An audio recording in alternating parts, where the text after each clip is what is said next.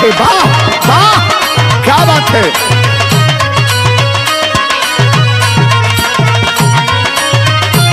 बहुत अच्छे लाल।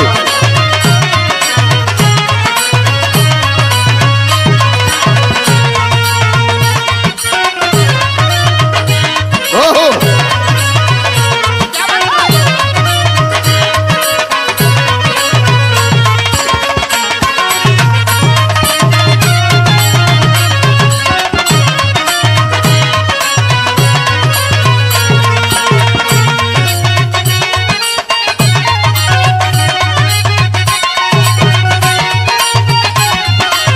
Very good.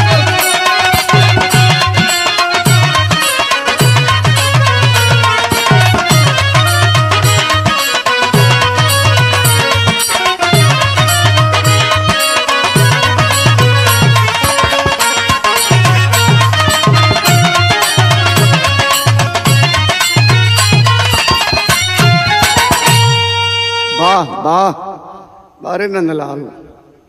अच्छा बाबूजी, हम गायक कलाकार राम जन्म जाबाज टोपी वाला एंड पार्टी आज आपके बीच में तिड़ुआ बाबा का महिमा लेकर के प्रस्तुत हो रहा हूं। और तिड़ुआ बीर बाबा के परम पुजारी श्री दयाराम यादव, माया यादव, मिस्त्री लाल यादव पहलवान साहब के विशेष मांग पे तिड़ुआ बीर बाबा का महिमा का चमत्कार गाने का हमें सौभाग्य प्राप्त हुआ। आज आजमगढ़ के धरती पे हरिओम स्टूडियो और बड़े भैया अभिमन्यु यादव जी के देख रेख में यह जो है बिरहा लेकर के हम प्रस्तुत हो रहे हैं। हमारे आवाज में जाबाज म्यूजिक से आपको सुनने को मिलेगा। एक बात, दूसरी बात मैं बताना चाहता हूं कि बाबा के दरबार में अमीर हो चाहे गरीब हो, भक्त हो भिखारी हो, एक साथ चौकट पे नतमस्तक होते हैं। करुणा निधान के दरबार में सबकी मन्नत पूरी होती है। मुझे आशा ही नहीं पूर्ण विश्वास है तिड़ुआ बाबा के महिमा का चमत्कार सुनकर के आपका दिन शुभ होगा। दरबार में दर्शन करने के लिए लालसा बढ़ेगी, इच्छा जगेगी। और तिड़ुआ बाबा के अनन्य भक्त परम पुजारी कवि श्री राम प्रसाद यादव जी की कलम की अनुनय विनय के साथ भूमिका को और संकेत करती है। मास्टर तनेश्वर बना कर आइए, क्या बात है।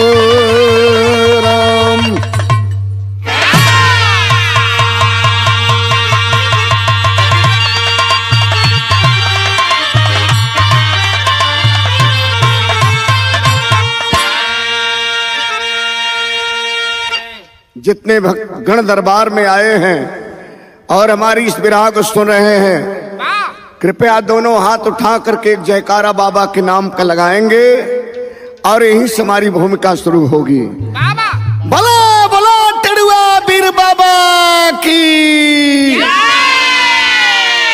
साते दरबार की। आइए लाल, भूमिका में कहना है।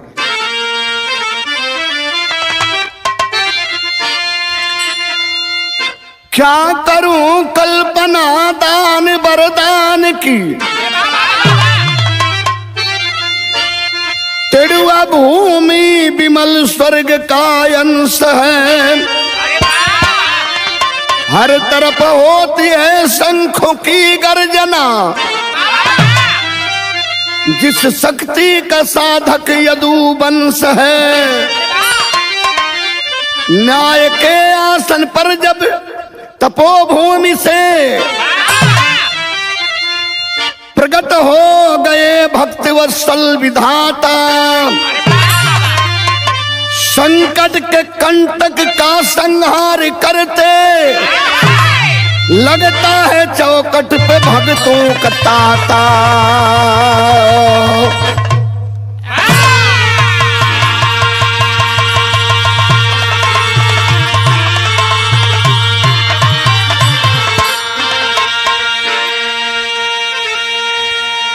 न्याय के आसन पर तपोभूमि से प्रकट हो गए भक्त वत्सल विधाता।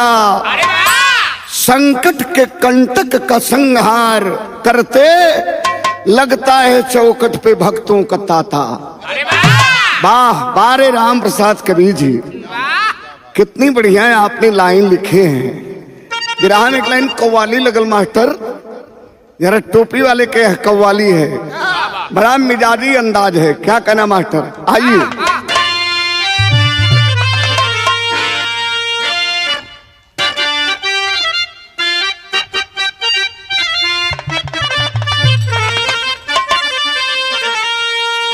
अरे दिखा दे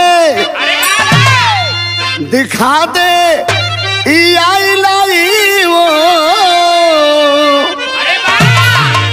हमें आप जानते हैं, नाथ हो, कथा हो, कलाम हो, गजल हो या कव्वाली हो, अरे वाह, थोड़ा इसका भाव आता है तो हम टोपी लगा करके प्रस्तुत करते हैं।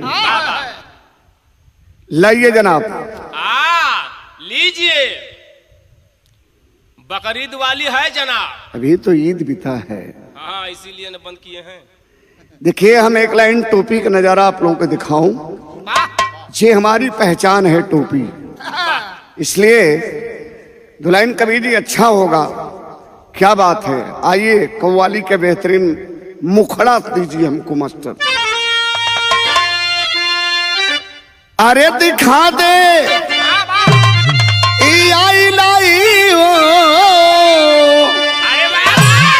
दिखा दे आई लाई वो, मदीना कैसी बस्ती है। आई लाई वो रे मदीना,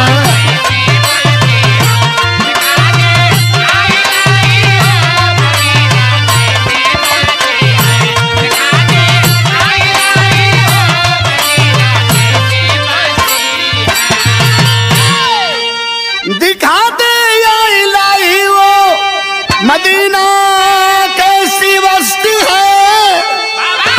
अरे मदीना कैसी बस्ती है, हाँ हाँ मदीना कैसी बस्ती है। जहाँ पे अरे जहाँ पे रात दिन मौला तेरी रहमत बरसती है।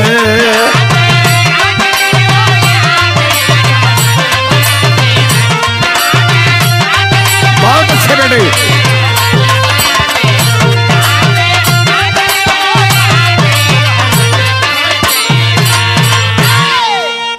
इतना रहा है आपके लिए मनोरंजन के लिए। फिर जब मंच पे मुलाकात होगी तो पूरा फ्लेवर में दिखाऊंगा। अरे वाह, हम बताइए कव्वाली बदल जाओ, हमारी टोपी कलर बदल जाए। अरे वाह, तुहार कलर कब बदली? वाह, आपका पागलपन है। अरे यह कलर बदलने वाला नहीं है। काला को काला ना समझो, काला सब में आला है। अरे वाह, काली पतली काला सुरमा, वो माय डियर आंख में रहने वाला है। अरे वाह, लेकिन गाना में भाव है। कितना बढ़िया कवि जी लिखे हमारे राम प्रसाद यादव। क्या लिखे मास्टर? अरे दया की भीख चौकट परी, अरे दया की भीख चौकट परी, जहां दरबार से मिलती है। जहां दरबार से मिलती,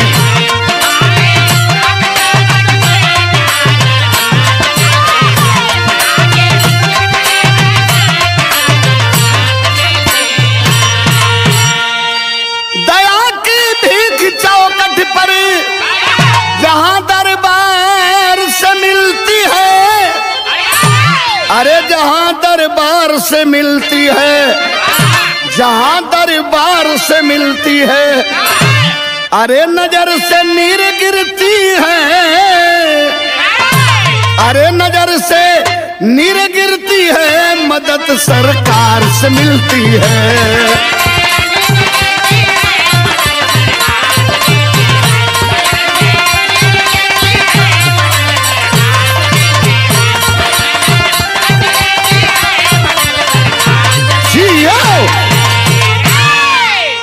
लेकिन बाबूजी लोग, यहीं से कहानी की शुरुआत होती है।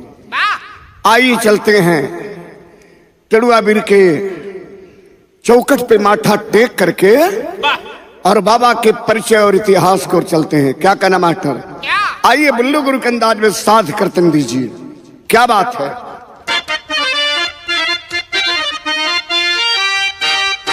जिस देव भूमि पर निस दिन फूलों की वर्षा होती, प्रतिमा से दया धर्म की आती रहती है ज्योति।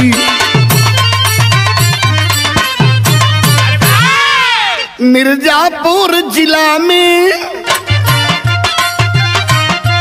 है टेड़ुआ गांव की ख्याति,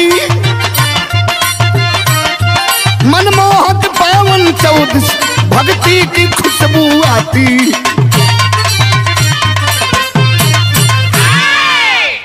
जब आप रूप से टेड़ुआ बाबा की हुई उत्पत्ति, वही ताड़ पीपर के नीचे जलने लगी दिया बत्ती। सच्चाई का बा मंदिर में निर्मल मन से निज पूजा विनती होती, जिस धर्मधारी धरती की तो सरग में गिनती होती। चौखट पर मुरली जैसी घंटा की मधुर बानी, अहरौरा रोड पर प्राचीन टेड़ुआ बीर राजधानी।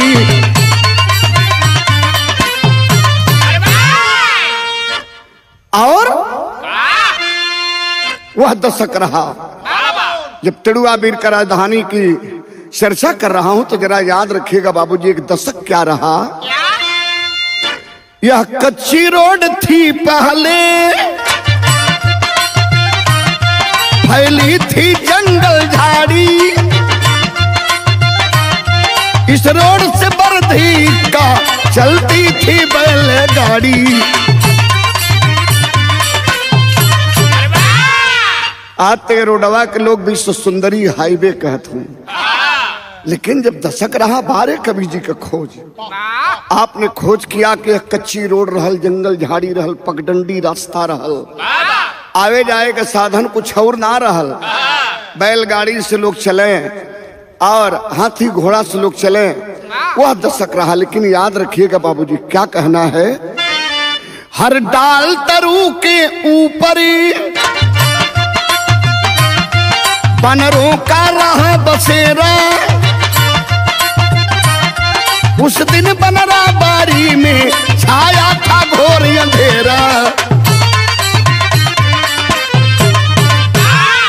ये जो पीपल का पेड़ देख रहे हैं, जहां बाबा आसन मार कर बैठे हैं, इस पीपल के डाल डाल पे बंदरों का बसेरा था सदियों से, आज भी बसेरा है। आप देख रहे हैं युग बदलता गया, दशक बदल गया, लेकिन बंदर जो है आज भी यहाँ बसेरा बनाए हैं। इसीलिए तो कहा गया ये जगह का नाम बनरा बारी रहा। अरे वाह, मतलब बंदरों का बगीचा। तो क्या कहना मास्टर। जिस देव भूमि को पहले बनरा बारी कहा जाता, इस जगह पर 100 साल पहले कोई दिन में नहीं था आता।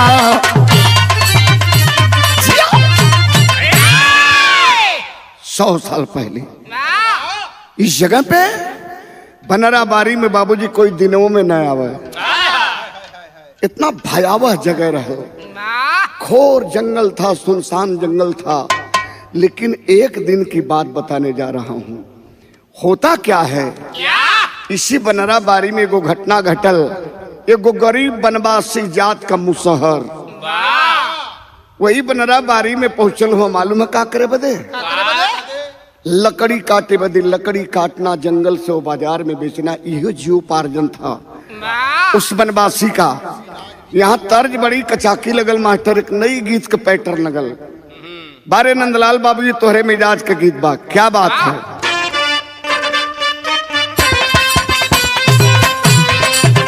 जियो जियो जियो मालिक।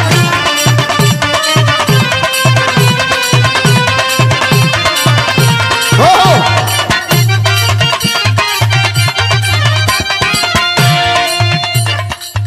देखा भाई कहानी, जब हम बिरहा में लेके चल रही है तो कहानी जो सुन के बड़ा पसंद होके कुछ पुरस्कार ऑनलाइन आयल है। हमारे गुरुजी बतौलन हमें। वाह, वाह, वाह।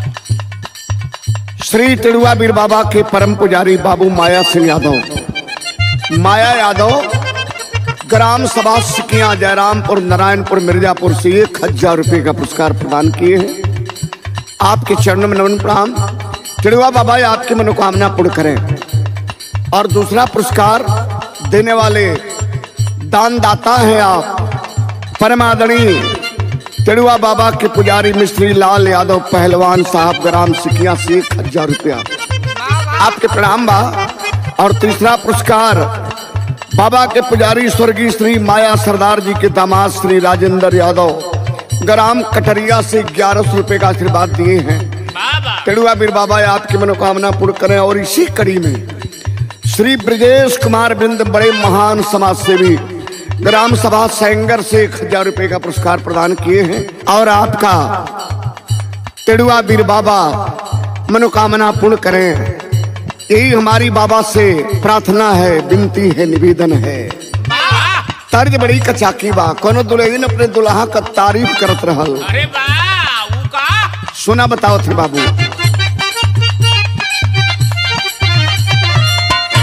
दुल्हा पाता रहल, कन्हैया कभी नियर। अरे वाह, दुल्हन जबरदस्त रहल, सुनील ड्राइवर के मौसी नियर। अरे वाह, वह कहले रहल, का कहले मास्टर? हमारा पियावा के कोनो न जोड़ा बा।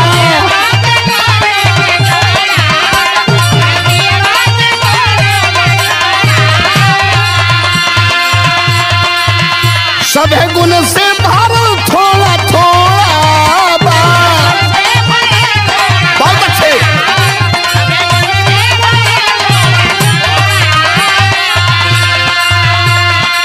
हमारो बलमुआ तला घेला भोला,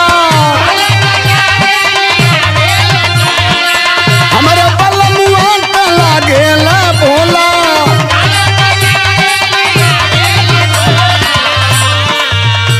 अरे पातर बलमुआ, अरे पातर बलमुआ में रस बड़ा होला। पातर बलमुआ में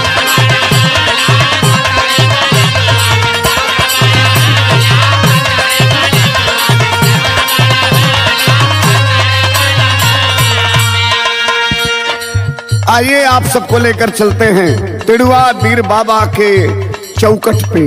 बाबा हम आप हाजिरी लगावे। कैसन दरबार है बाबा का।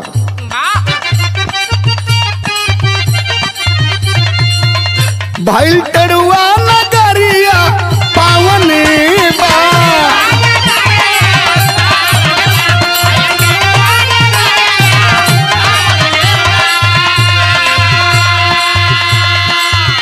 जहाँ भगती का बरसत सावन बा।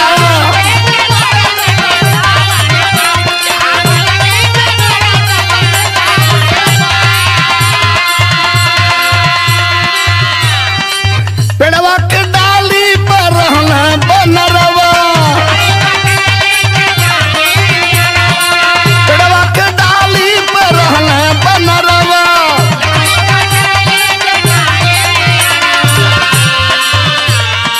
ओही बनरा बरिया में, वही बनरा बरिया में आयल मुसहरवा, वही बनरा बरिया में।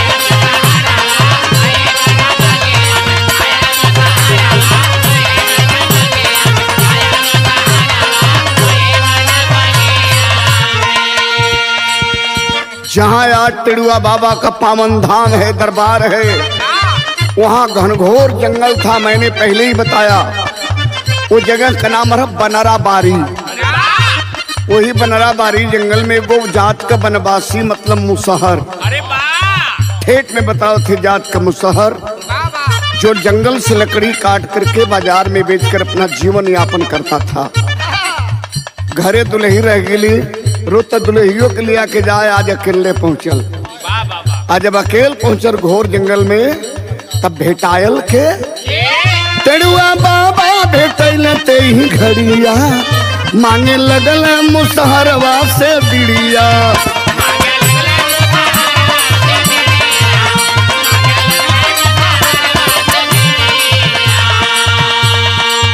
बड़ा सादा भेष में, किसान के भेष में, मरकीन के धोती पहले, गमछा पहले, पहलवानी ठाट रहल।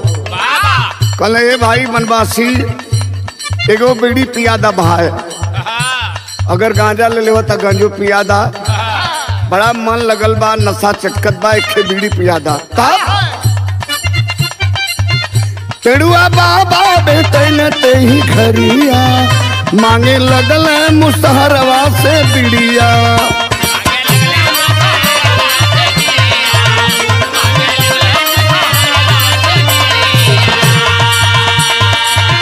गाजा बनवासी हमके पियावा, बोझा बनवाई कट के लकड़िया।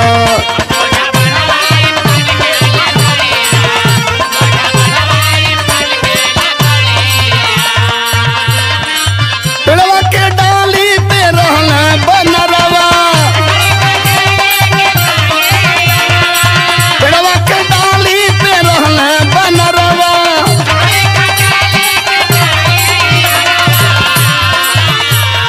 वही बनरा बरिया में, वही बनरा बरिया में मिलल मुसहरवा, वही बनरा बरिया में मिलल।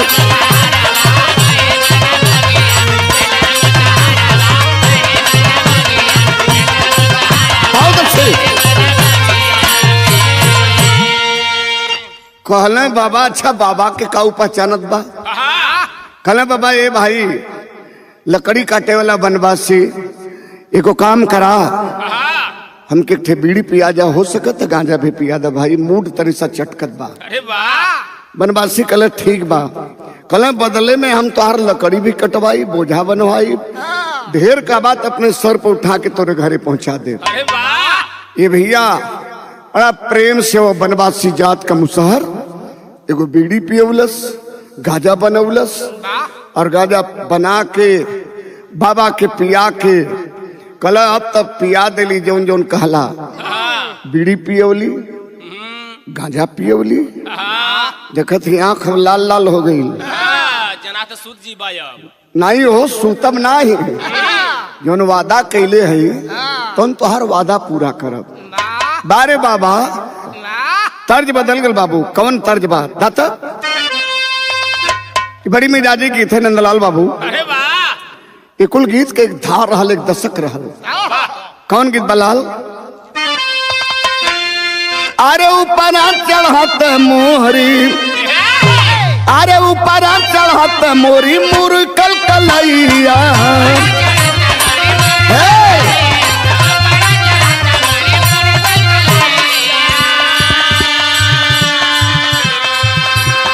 उतरत के बेरी करही अइया कमर लच कवला ये हरी।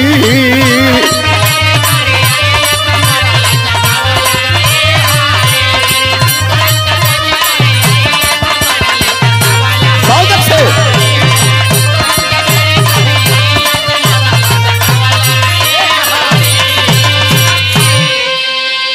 इत गीत रहल नंदलाल बाबू, लेकिन गाना में भाव हलाल। क्या कहना है? बाबा लकड़ी कटवाल ने बोझा बनवा ले, आगे आगे बनवासी पीछे पीछे बाबा पहुंचलो। जब ओकरे घरे झोपड़ी पर पहुंचल त का भेल मास्टर? अरे घरवा पहुंच के बोलावे मुसहरवा। ये बात है।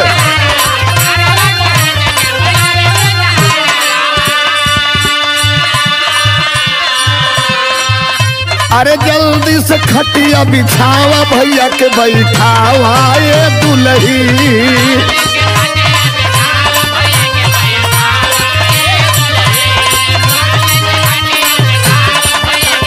जियो जियो।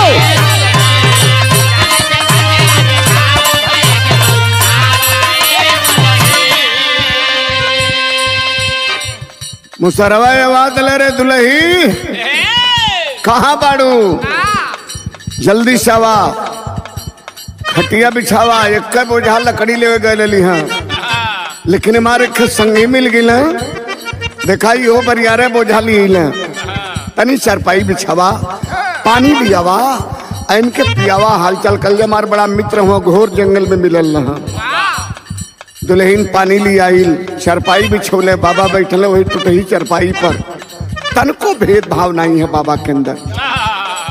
लेकिन ये भैया पानी उन्हीं पी लेलन तो मुसहरवा पूछत हो कि ये तने बताया दा कि आप हमसे जंगल में मिलला, खाली गांजा एक चिलम पीला, बीड़ी एगो पीला, एकरे बदले में तो हमके यहाँ तक पहुँचा दिला। खाली इतना बता दा आप रहे वाला कहाँ को हुआ? कले भैया बनवासी सुना, हमार घर यही सिकिया गौवा में है, हिराने में। कल हिराने में तो हम हमेशा जाइला, कार परोजन पड़ला तब पतरी बना के पहुँचाइला। लेकिन तो के कबो देखली ना के करे घरे कहुआ तो कभी लिखत हो का मास्टर? मुसहर के बाती में घेराई गई ना बाबा।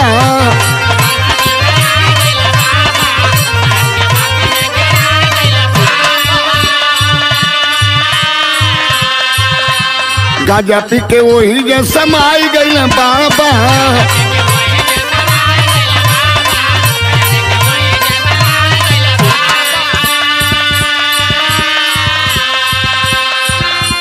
मुड़िया पटक के खेले लागल मुसहरवा।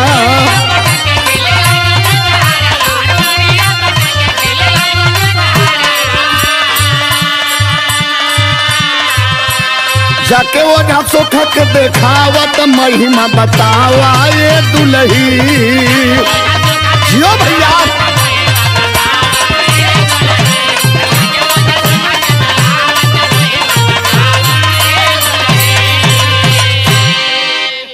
बाबा के घेर लेलस।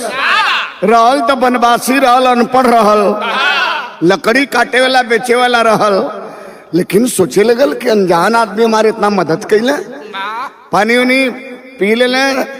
तो बाबा कल के एक चिलम गांजा और रुपया दा हम चली।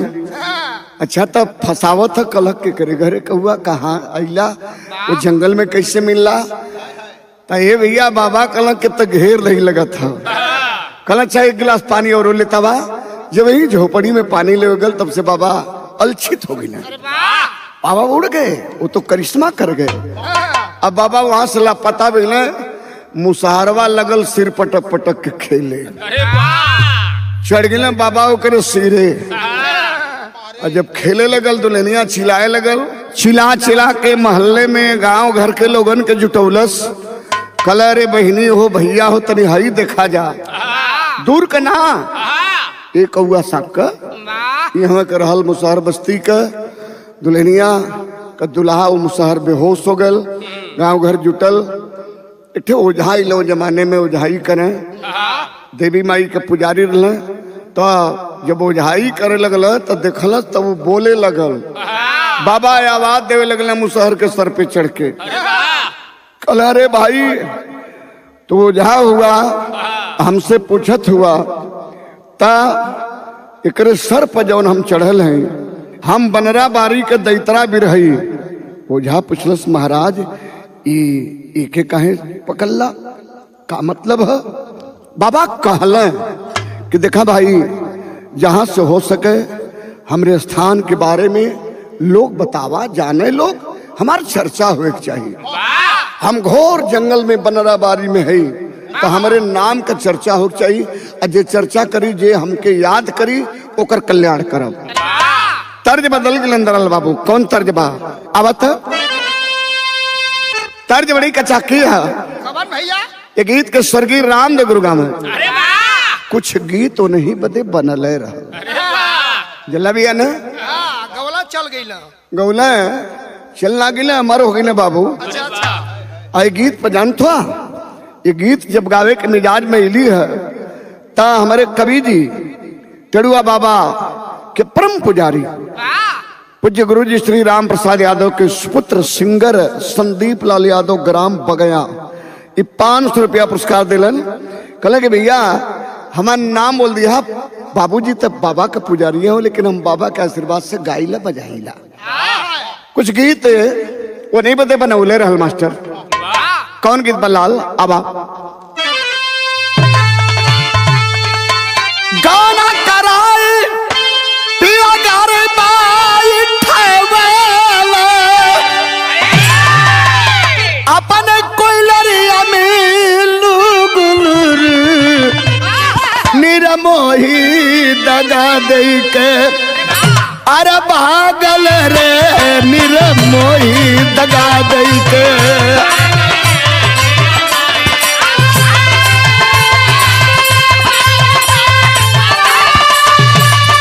बहुत अच्छा भैया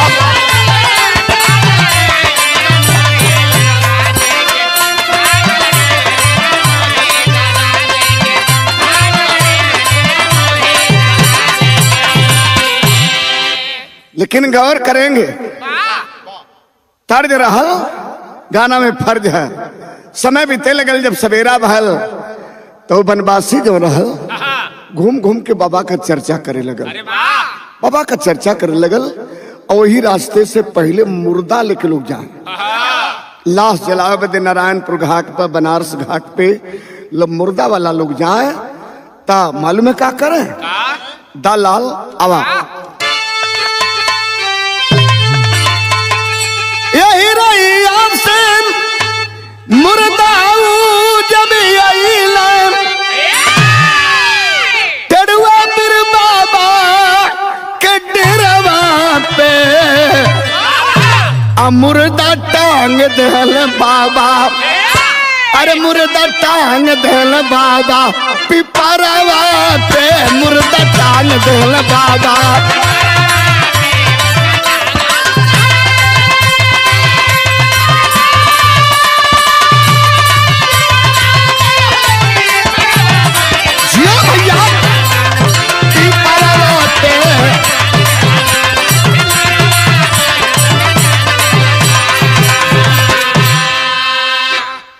वही बगल में छोटी सी बाउली रहल वही बाउलिया में लोग स्वच्छ पानी रहल और पीपर के पेड़ के बगल में बाउली छोटी सी रहल वही में लोग हाथ मुंह धोए पानी पिए कुछ रेस्ट आराम करे तब जाए। तो बाबा मालूम है करिश्मा का करे कभी कभी तो ऐसा हो कि लस्सिया लेके जनाजा लेके लोग जात रहे ऊपरा से बाबा लस्सिया उतार के पीपरा पर टांग दे लोग घबरा जा करे कैसे मास्टर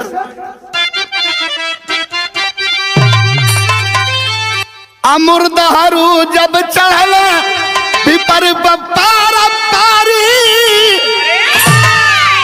मुर्दा टांग लगल बाबा डारी डारी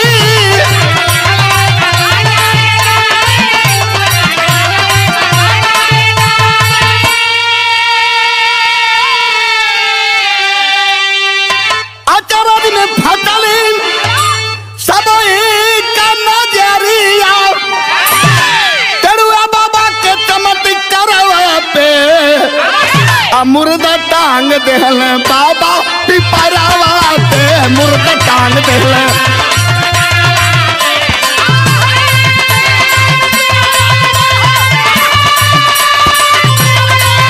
भैया पिपरावा पे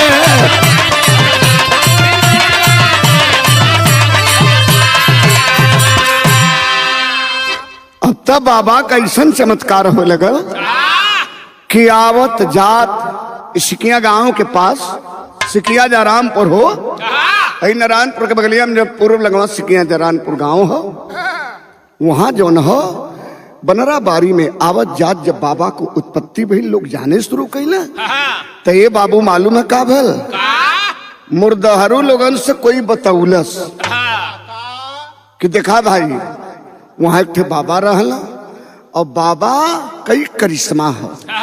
बाबा मान जी सहजे में कोई एक चिलम गाजा चढ़ा दे या कोई बीड़ी पिया दे तब बाबा मान जी हैं और दैत्रा बाबा हुआ, यह मानता हो। ये भैया दैत्रा बीर बाबा के गाजा चढ़ावे मुर्दहरू लोग जो न हो ना, मुर्दहरू लोग चढ़ावे शुरू कैलन, कोनो परेशानी में कोई हो तब बाबा के मनाए दे तो उनकर जो न हो दुख विपत दूर हो जाए। बाबा सबके कलेश के दुख के दर्द के दूर करें। और वो बियाबान जगह बनरा बारी में सबसे पहले बाबा के चौरी बनल, और जब चौरी बनल तो का भल बाबू आबा चौरिया पहले माटी के बनल, ए भैया चौरिया पहले माटी के बनल, धरती स्वर्ग भइल बा आरती करे जोरिया रे जोरिया रे जोरिया।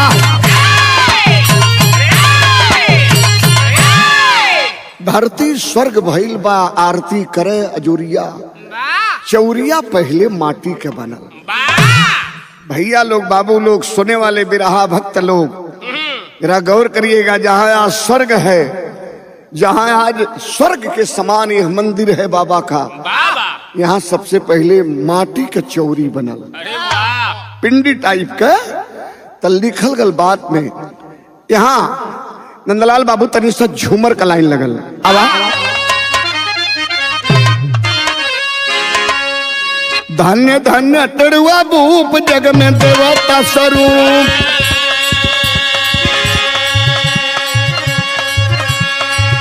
धन्य धन्य टड़ुआ भूप जग में देवता स्वरूप, कल युग में अपरूप अवतार भइल बा,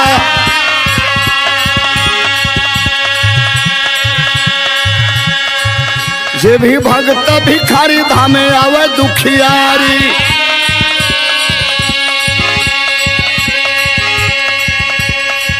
चिड़ुआ बाबा के दुआरी उपकार भइल बा,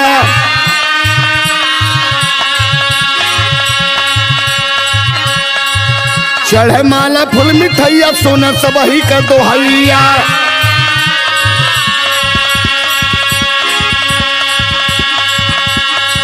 मारे गोड़े पर तलैया उबार भइल बा,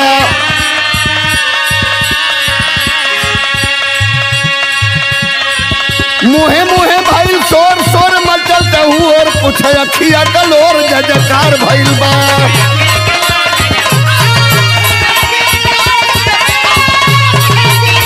जियो जय हो जय हो।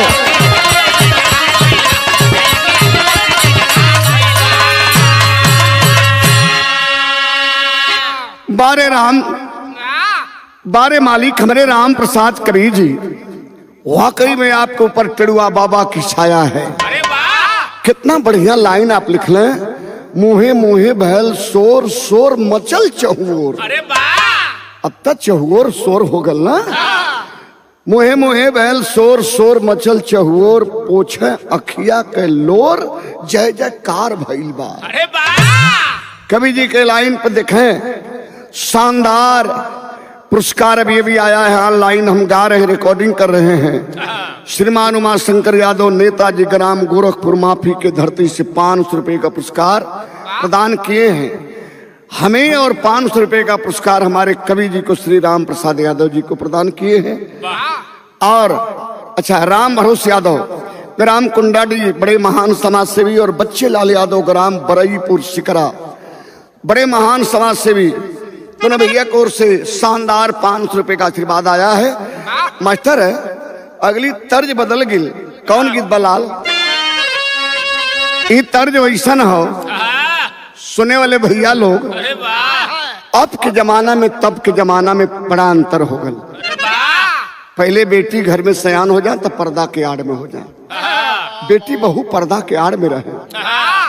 भैया से कोनो बात कहे के रहे तब भाभी से कहे कि भाभी हई बात भैया से कह दिया। अरे वाह बाबूजी से कोनो बात कहे के रहे बेटी की तो सयान बेटी बाबूजी से न कहे, माई से कहे कि माई हई बात तनी सा बाबूजी से कह दिया। आजकल आजकल तो डायरेक्टर मांगत ही सुन, पापा पापा हमें वॉशिंग मशीन चाहिए, पापा हमें ये चाहिए, हमें वो चाहिए, अलग अलग फरमाइश। नंदलाल का दुल्हन कल के हमें फ्रीज चाहिए, फ्रीज चाहिए। नंदलाल परेशान हो गए फ्रीज ले में, लेकिन तर्ज हाओ दुल्हन कहले रहल नई नई लड़की है अपने भाभी से कहत है। अरे वाह वाह वाह अरे कही दा बाबूजी भैया जी से, अरे कही दा बाबूजी भैया जी से दे देते हैं गवाना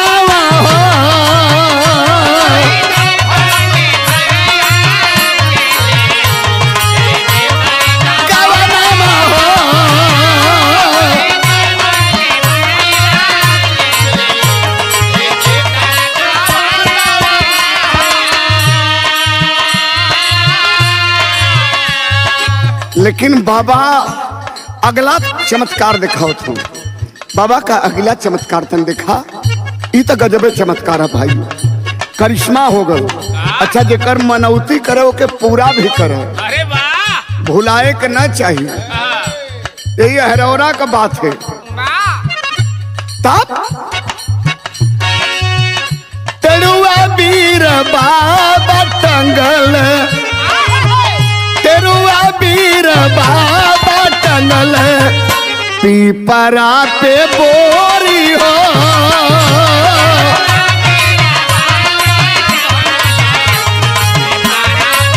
बोरी हो।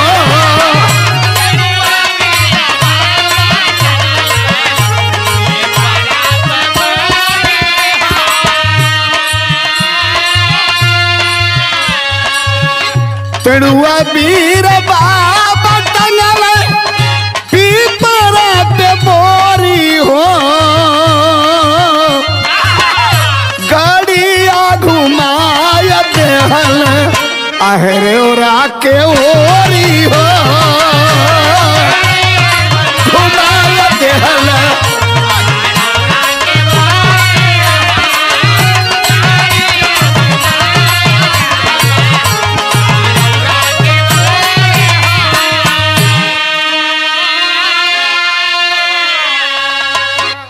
रहल व्यापारी।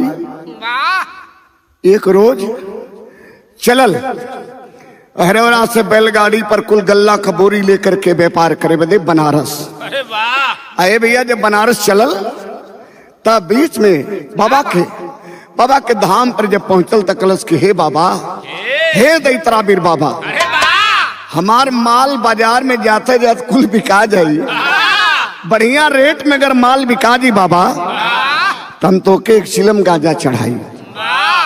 अहरौरा वाला व्यापारी बैलगाड़ी सहित बनारस पहुंचल, ओकर पूरा का पूरा माल बिक गए, बढ़िया दाम मिलल।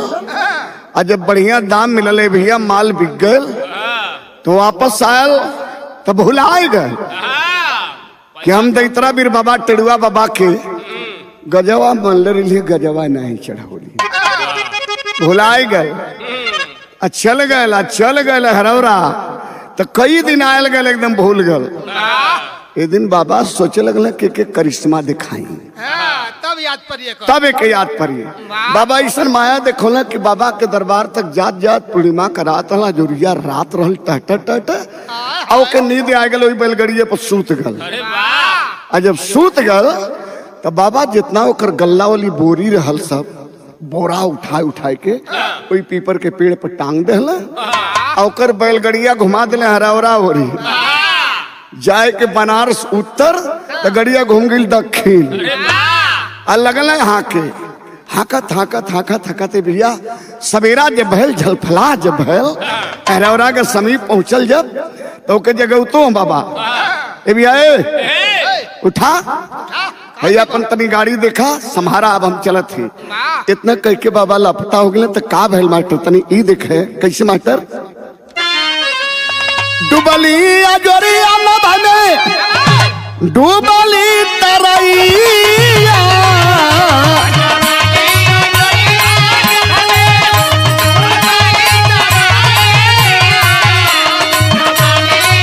बहुत अच्छा बेटे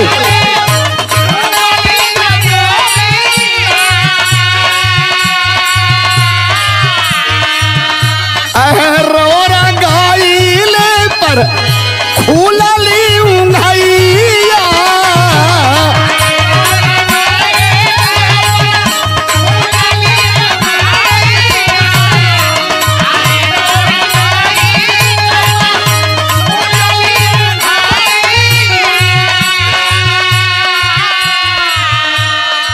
बाबा तो जगाए के वहां से अलछित हो गए ना आगे ने अपने धाम पर समझत हुआ और जब जागल तो अपने गाड़ी को देखल कलम हई कहा हम बनारस अबे ना कैली टिंगरा मोड़ रामनगर अबे ना कैली कहरौरा के लिए बोरिया हमार कुल का होगल गलवा यहाँ का लापता के ले गए। अब तो सबीरा बहन ना जितना बैलगाड़ी से आवे जावेला लोग रहले सबसे हाथ जोड़ जोड़ के पूछे लगल अब गिड़गिड़ाए लगल का कहे मास्टर डाहरी में सबई से डाहरी में सबई से पूछ हाथ जोड़ी हो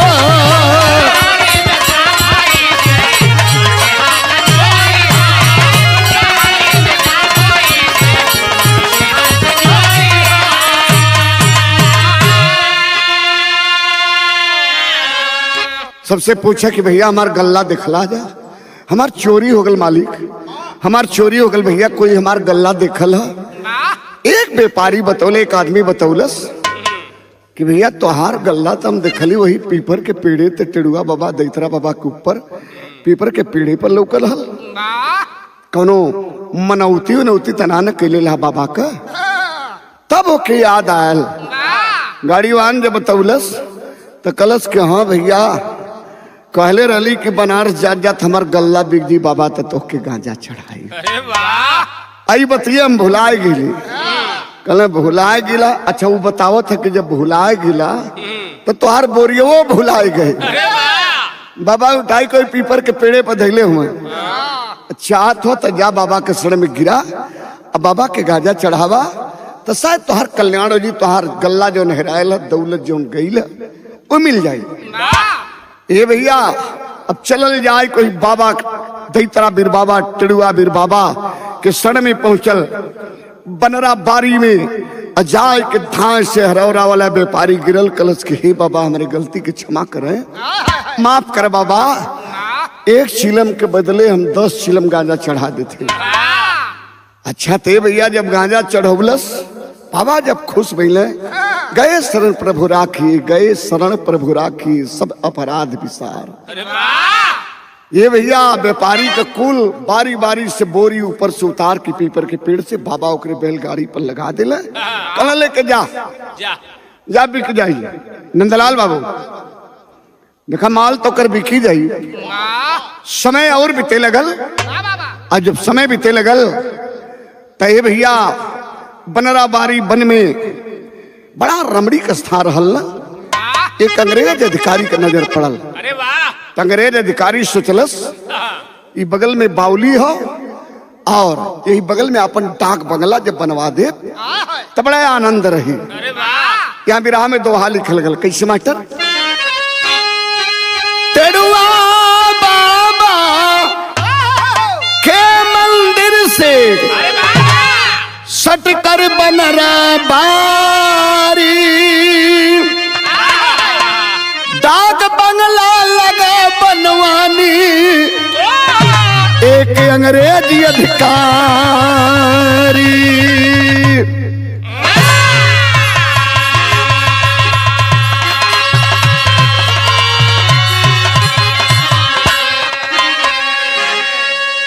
मुल्क गुलाम था बाबूजी। बाबा उस जमाने में अंग्रेजी हुकूमत रही हमारे मुल्क में, और एक अंग्रेज शासक की नजर जब पड़ती है तो सोचा, यह दशक 1956 का रहा। अंग्रेज अधिकारी सोचने लगा 1956 में कि बावली है इस बनरा बारी के सटे हुए हम अपनी जो है बढ़िया सा डाक बंगला हवेली बनवाऊंगा, तो इसी जंगल में जो है ऐश करूंगा। अरे वाह। लेकिन ये भैया अब बनवावे लगल, नींव खनवावे लगल बाबा के मंदिर से सटके, तो करिश्मा का होता तनी ई देखें। तर्ज बदल गई बाबू।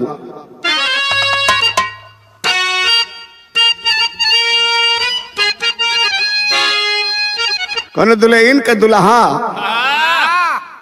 बागवान में जाई के आम खात रहा। अरे वाह। टिपोरा। तिकोरा नहीं भैया, कोपर कोपर। अच्छा अच्छा। चूसे दुल्हनिया कलश के तनी हमहू के दा हिलावा का हिलावे के कहा हो। अमवा के डरिया। वाह। तो वह दुल्हावा वही कोसलिया खींच के मरलस, धानी रंग के चुनरी पहने रहल। दाग जब लगल तो दुल्हनिया कहे, का कहे मास्टर? अरे अमवा तक खाईला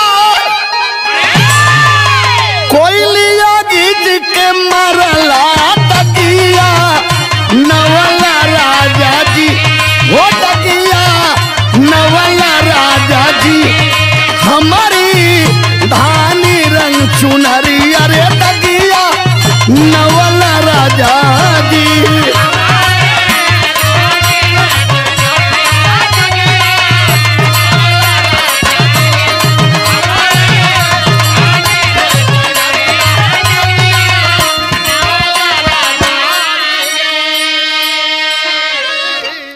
लेकिन गौर करेंगे, करिश्मा मालूम है का बहल लगल अपने हवेली का नींव खनवावे। अरे वाह। दिनवा में खनवा के देवलिया उठावे और रतिया में गिर जाए।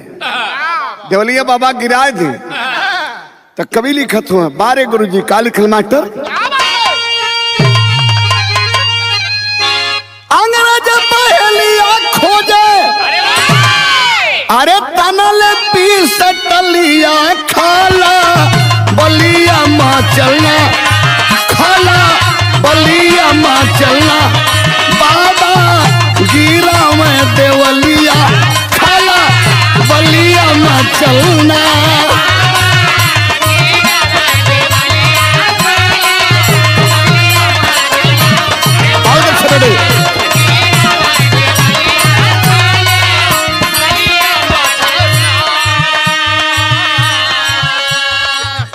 अंग्रेज अधिकारी सत्ते में आ गया, हमारा कौन दुश्मन है?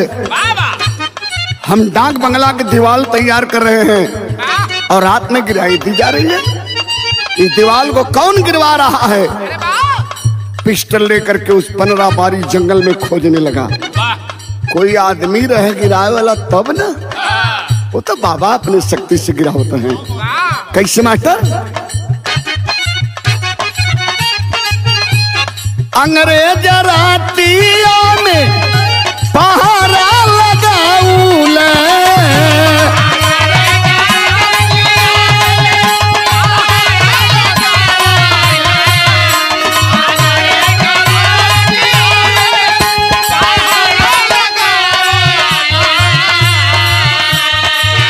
फिर भी डाक बंगला बाबा खुद ही ढाऊले।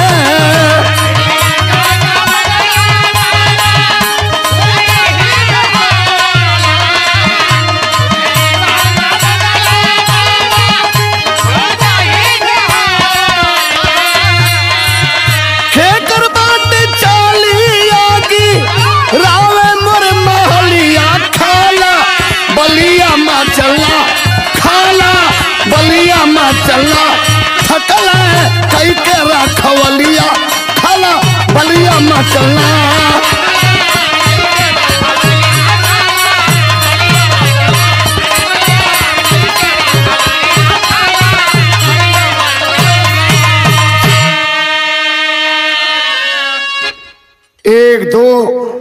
पहरेदार नहीं 10-20 पहरेदार लगवा देता था। राइफल लेकर के गन लेकर के पहरेदार पहरा देते रहे। एक सेकंड के लिए भी एक पहरेदार न हटे, फिर भी दीवार ढह जाए। और जब दीवार ढह जाए सब हिकमत लगा के अंग्रेज हार गया। तब घबराए लगल बाबू। यहाँ विदेशिया में बात लिखल गई मास्टर। घबरा के अंग्रेज का कहत बा आबा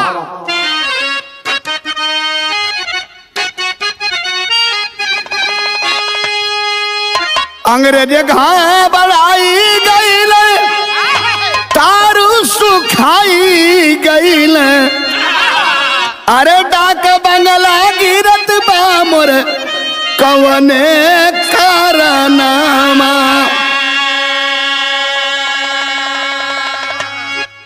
आखिरकार क्या हो जाए, कोई पकड़ा नहीं रहा है। कौन गिराने वाला है, किस वजह से डाक बंगला हमारा गिर रहा है। अब जब हताश हो गए तो एक भारतीय मजदूर, एक किसान आदमी, गरीब क्षेत्र में का वही अंग्रेजवा खिन काम करते ना, देवलिया ने खन्ना ईटा गारा करे। उन्हीं के बाबा सपना दिखौले। का दिखौले मास्टर? भारतीय मजदूरवा के अंग्रेजी नौकरवा के टेड़ुआ बाबा रतिया में देखौले सपना।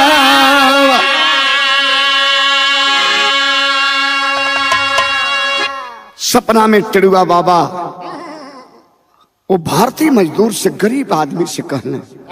सपना में का कहले मास्टर? अरे अंग्रेजन से कहिया जाई के, अंग्रेजन से कहिया जाई के, सच्चाई सुनैया जाई के। अरे डाक बगला बनवा में मोरे छोड़ के आसा थानावा।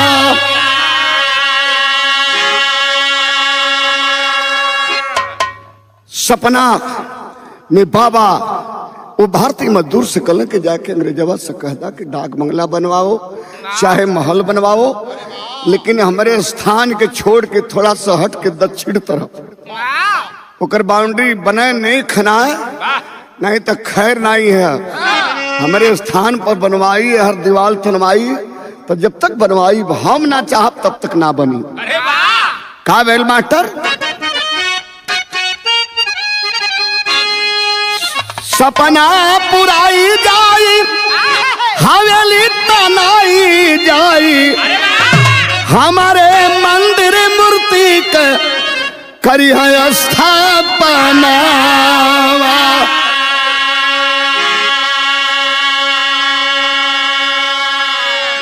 ए बाबू, जब अंग्रेज 1956 में टेड़ुआ बाबा की पीपल के पेड़ की से सटाई के अपन डाक बंगला बनवावे लगल, तो बाबा सपना में दिखौलन कि ठीक है, थोड़ा हटा लो, हमारे स्थान से कुछ दूरी पर हटा लो, तब बन जाएगा। ये बात के जब भारतीय मजदूर बतौलस तो ये भैया मालूम है का भल? बावली छोड़ करके वो है अंग्रेजी हुकूमत का अधिकारी दक्षिण तरफ अपने बंगला के नींव खुनवाने लगा और उसका डाक बंगला बना। बाबा से मन्नत किया, हे बाबा हमार बन जाइए, हमें पता ना रहा बाबा कि आपकी ये करिश्मा है, तो है हमारा डाक बंगला बन जाए। बाबा आशीर्वाद देदा बन जाए, उसके बाद में आपकी मंदिर बनवाऊंगा, आपकी मूर्ति का जो है स्थापना करूंगा। और उसका डाक बंगला बना। हे बाबू, बाबा के मंदिर का निर्माण करवाया और लोगों के सहयोग से बाबा की मूर्ति स्थापित करवाया। जैसा कि आज आप देख रहे हैं टेड़ुआ धाम में जाकर के, तो यहाँ तर्ज लग गई बाबू। कौन गीत बा? आवा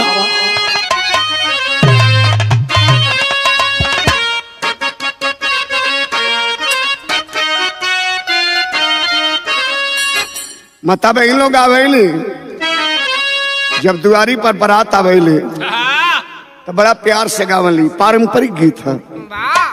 छूट गई ना खोई छा छा टकी गई ना लेरुआ छा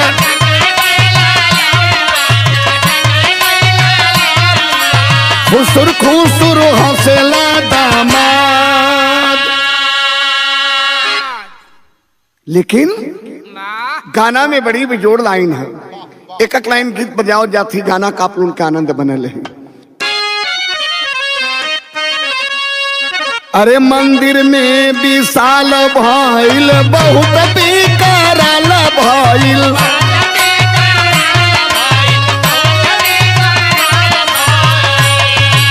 धीरे धीरे पिपरा के पेड़,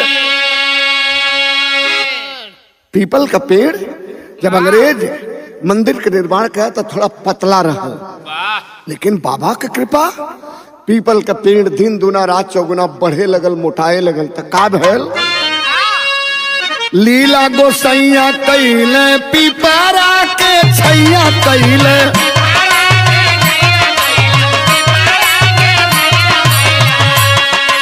मंदिर मूर्ति होई गई नीचे। ये भैया मंदिरियो टेढ़ हो गई, मूर्तियों टेढ़ हो गई। इगो गोसैया का लीला रहल, मालिक है टेढ़ुआ बाबा का लीला रहल। मंदिर भी टेढ़ आ मूर्ति भी टेढ़, लेकिन का लगल कि वही पीपर का पेड़ जब मोटायल है तो मंदिर टेढ़ हो गई, मूर्ति टेढ़ हो गई। लेकिन करिश्मा तो कुछ और था। तब मंदिर के बगलिया में बाबा के बाउलिया में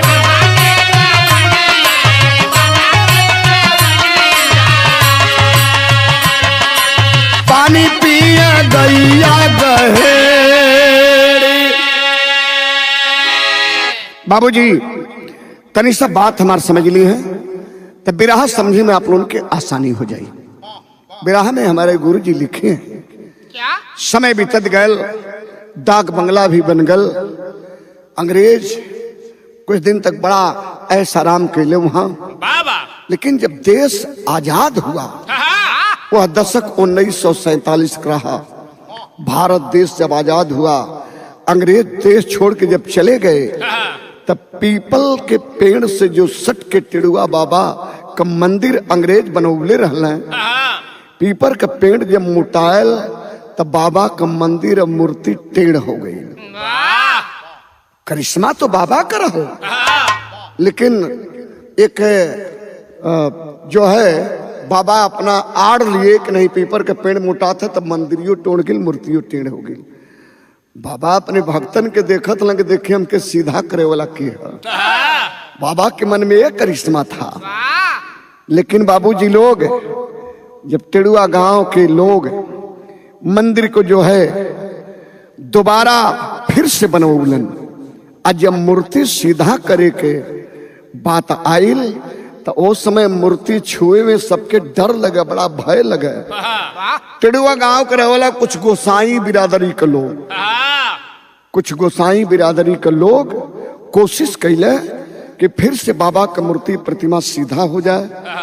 कोई से ना हिलल मूर्ति न उठल बाबूजी, आ न मूर्ति बाबा का सीधा भइल। तब तक संजोग देखाई है। सिकिया गांव के रहेवाला बचऊ यादव अपन गैया लेहले, कुछ भैंस लेहले चरावत वही जंगल में पहुंचले तो मालूम है का भल? गोसाई लोग कल कि आवा आवा पहलवान आवा, तनी सा देखा मन बड़ा कोशिश करती है बाबा का मूर्तिया सीधा न होता, तो हूँ बड़ा पहलवान आदमी हुआ, तनी सा जोर लगावा, देखा हो जला सीधा। तो पहलवान का भाव देखा, डायरेक्टर जाके सीधा नहीं कर लगले। पहलवान गईलन, पहले बाउली में अपन हाथ पैर धोलन बढ़िया सफाई से, और ओकरे बाद में जाय को ही बचऊ यादव बाबा के गोसाई लोगन के कहले पे बाबा के चौकट पे अपने सर के झुका के हाथ जोड़ के और बाबा के मंदिर में जब प्रवेश भइले, प्रवेश कैले तो बड़े भाव से भक्ति से मंगले कलन की ये बचऊ यादव का प्रेम है। हे महाराज, हे बाबा, अगर हमार भक्ति हुई तो ये लोग परिचय लेत हुए, अगर हम तोहार भगत है, हमार सच्चा हृदय है। अरे बचऊ यादव, तो हे बाबा तनी सा सीधा हो जा मूर्ति तो हमरो भाव कुछ हो जाए। बाबा बाबूजी भगत के हृदय को पटल के देखते हैं बाबा भेष ना देखेला। अरे वाह केकरे हृदय में का चूरत है ई बाबा देखेला। भैया हाथ लगौलन बचऊ यादव सिकिया ग्राम सभा वाले ग्राम से और बड़े भाव से मूर्ति सीधी भइल। वाह आज जब मूर्ति सीधी भइल तो तर्ज कौन लगल नंदलाल बाबू? आइए क्या बात है।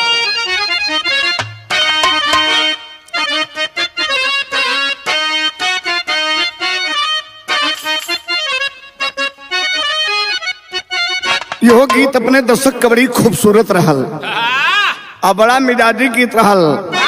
क्या कहना है मास्टर? अरे घूंघूर बाजे झाझर बाजे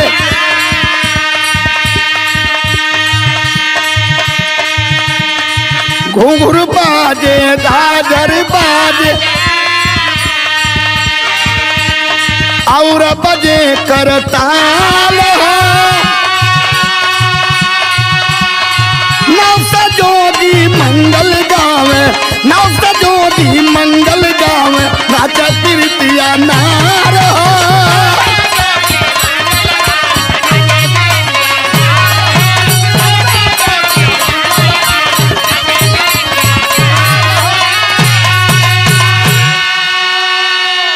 भाव देखा। बौली में हाथ पैर धोले के बाद में बचऊ हीर कैलन का बाबा के मंदिर में गिला नंदलाल तो कहना हो कैसे मास्टर? अरे चौकठऊ पर मंदिर में आपन झुकाई के सिर हो। अरे मूर्ति अकेले सीधा कैले मूर्ति अकेले सीधा कैले बाटे बचऊ हीर हो बाटे बचऊ हीर हो।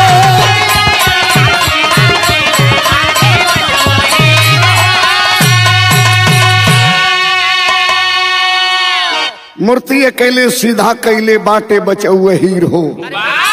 कोई के लगे के ना पड़ल कहला कि तू लोग हट जा जब शाम कोशिश करत है हमारे में दम कहाँ हो तो बाबा का कृपा हुई। भैया केले हाथ लगौला कल बाबा तनि से सीधे तब भैल का तनि गौर करेंगे बाबूजी। अरे गैया भैंस चरावत अइले वह गैया भैंस चरावत अइले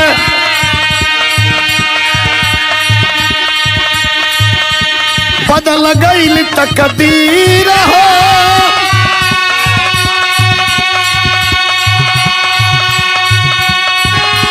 वही समैया सेवक यापन वही समैया सेवक यापन चुनल टेढ़ुआ वीर हो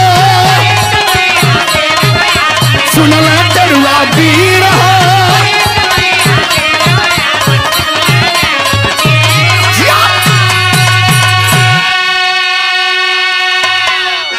अकेले बचाऊ वीर हीर जब मूर्ति को सीधा कर देते हैं तो इस समय बाबा कहले कि हमार सेवक दूसर ना रही। ये बचाऊ हीर का परिवार खानदान इनकर हमार सेवा करी ये लोग निर्छल हुए।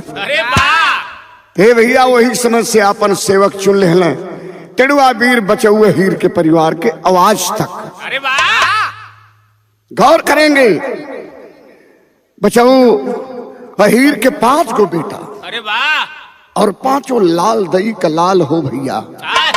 पहला बेटा रहना बाबू गया सरदार दूसरा बेटा दयाराम यादव और तीसरा बेटा माया यादव और चौथा बेटा मिश्री पहलवान और 5वां बेटा जयश्री पहलवान। आज भी 5 बेटा पारी पारा बाबा के पुजारी पूरा परिवार लगल हो बाबा के चरण में। तब बात में पापट लिखल बेटा तनी से बढ़ाला क्या बात है बारे टेढ़ुआ बाबा झुक गया चौकट पर जब मथवा बचाऊ यादव के टेढ़ुआ बाबा हकले बाटा रथवा बचाऊ यादव के।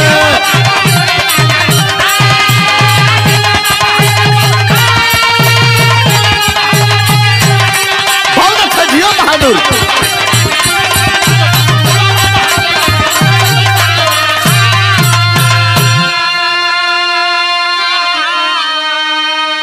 लोरी जैसे झंडा सिकिया गौआ में लहरायल हो। दूध पूत बचऊ यादव का अंगना बढ़िया आयल हो। पांचों बेटा हमन में भूजला हथवाए बचऊ यादव का। अटरुआ बाबा दिले बट सथवा बचऊ यादव का।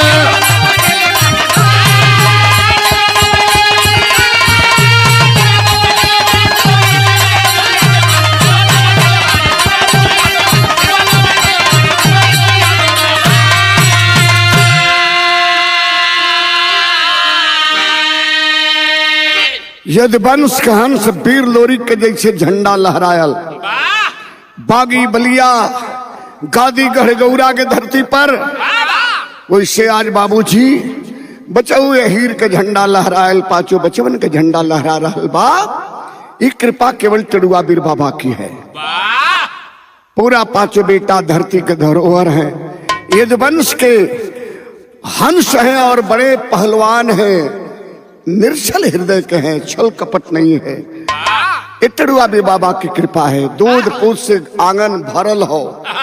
तब कबीली कहते आलम बेटा क्या कहना है बाबू।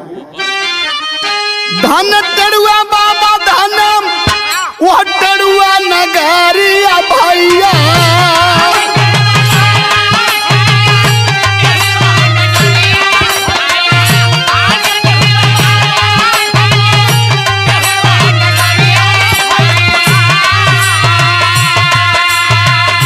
कोई कहे काशी कोई कहा हरिद्वार।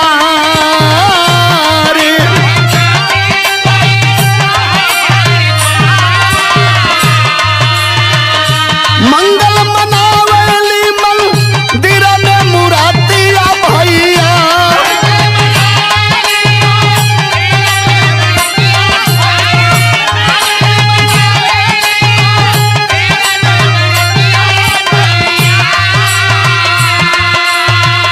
पिपरा के तारा वाला गेला दरबार।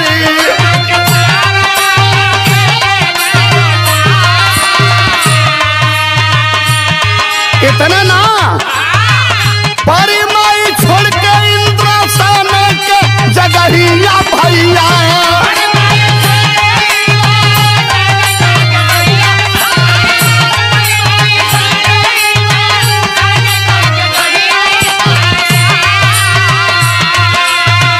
लेहली बसेरा टेड़ुआ बाबा के दुआर।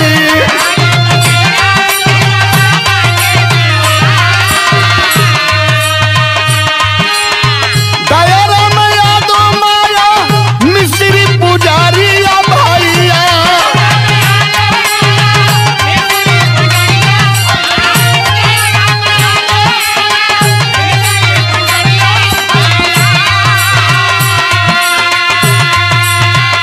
दिया धूपत्ती लेके फूला मन के हार।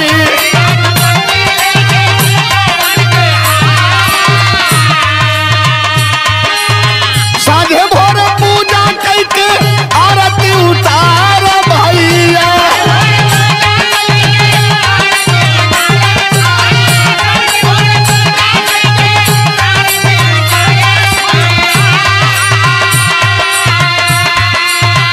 करवा में धूम धाम त्योहार सिंगार।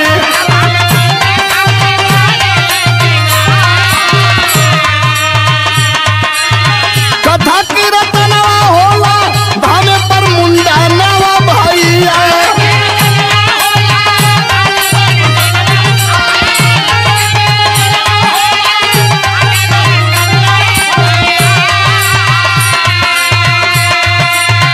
बाजत में गाना आवे होला जय जयकार।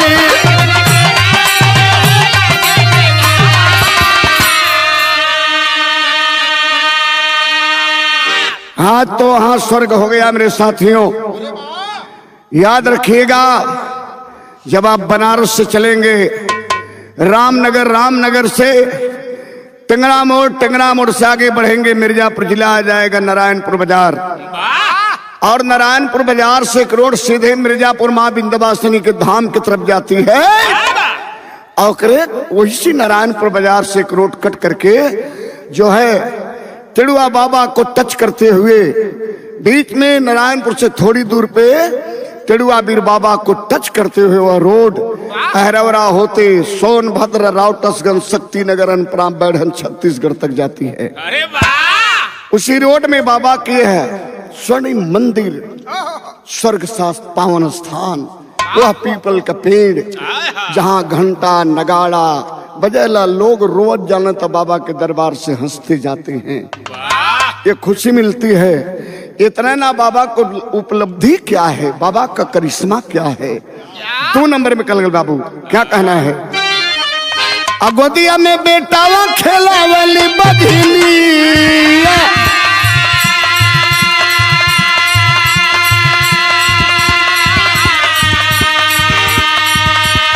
तड़ावा पिपरावा में देख पानी भारी,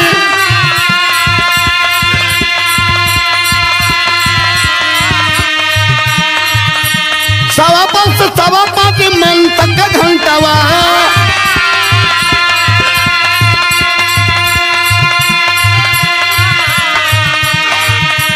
बनल भगतवा तो भैल परुकार,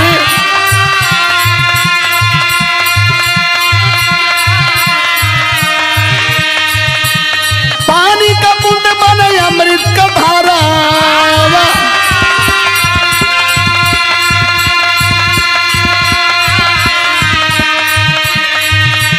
घंटावा का बोली लगे सरल सितार,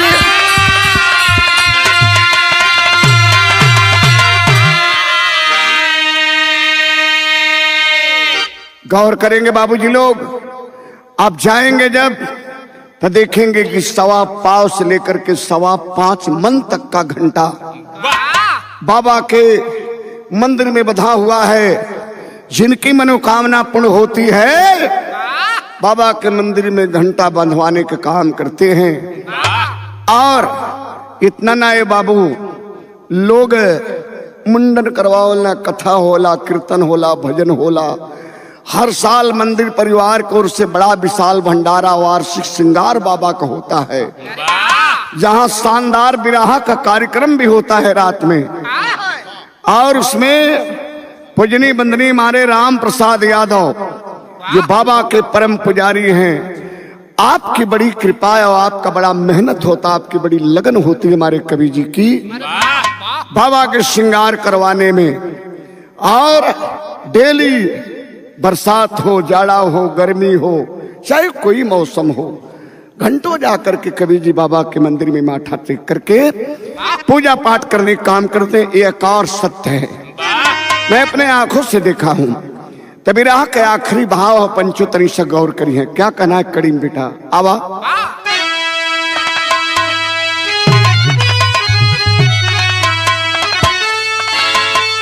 बनारा बारी में धर्म का झंडा गईला लहरी, टेनुआ बाबा के नौआ से बनल टेनुआ नगारी।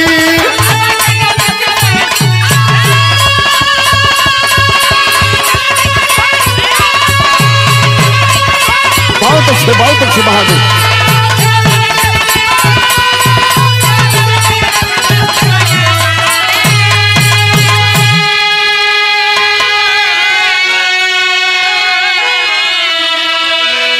कोई का ब्रह्मा विष्णु, कोई शिव कन्हैया, आ सबही के चौगठ बा होत बा भलैया। अब तो लोग इहो कहेलन, कोई ब्रह्मा मानता, कोई विष्णु मानता, कोई साक्षात शिव मानता है, कोई कन्हैया मानता है। और निर्छल मन से जो चौकट पे माथा टेकता है उसकी भलाई होती है, दुख दूर होता है। ये अपने आंखों देखी बात बता रहा हूँ, कवि जी की लिखी बात तो है, लेकिन मैं अपने आंखों से देखी हाल बता रहा हूँ। तो साधक साधेला साधना में घंटा बाजे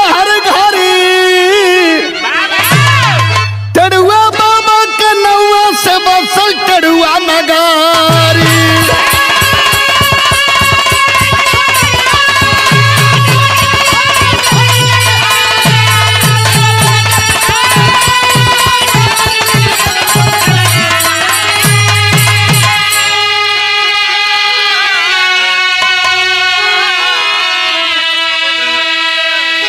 ये रहा कड़ुआ बीर बाबा का एक छोटा सा इतिहास।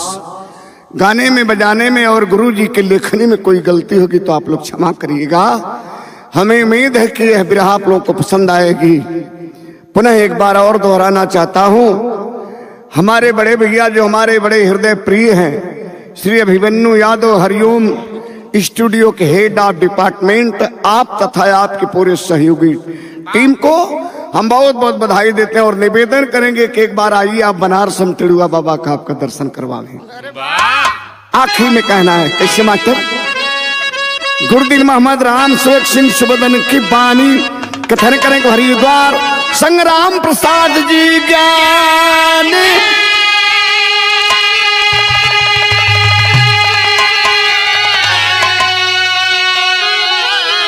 अरे चौरिया पहले माटी का बनल, राम जन्म राम प्रसाद भक्ति का उठल हरिया, चौरिया पहले माटी का बनल।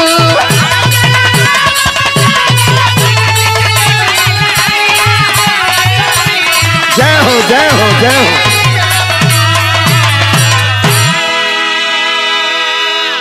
आप सबका बहुत बहुत धन्यवाद, बहुत बहुत बधाई।